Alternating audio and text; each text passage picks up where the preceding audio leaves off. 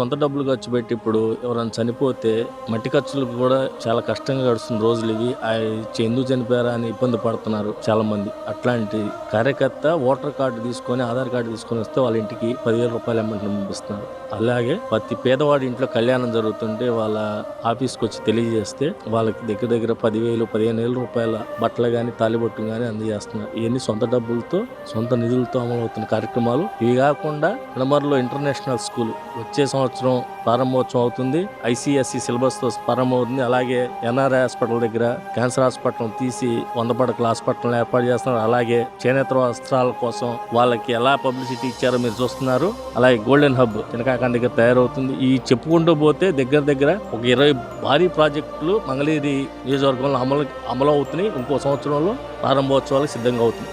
అభివృద్ధికి తొలిమెట్టు లోకేష్ గారు.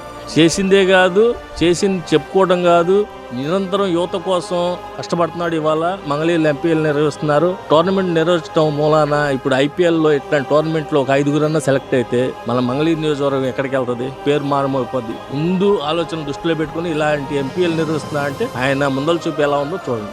అలాంటి నాయకుడిని ఒకసారి వదులుకున్నాం, రెండోసారి భారీ మెజార్టీతో ప్రజలు గమనించారు కాబట్టి భారీ మెజార్టీతో గెలిపించుకున్నారు. ఈసారి ఎలక్షన్లో దగ్గర దగ్గర ఆంధ్రప్రదేశ్లో ఎక్కడా రాని భారీ మెజార్టీతో లోకేష్ గారు గెలవాలని కోరుకుంటున్నాం. అలా గెలుస్తారు కూడా.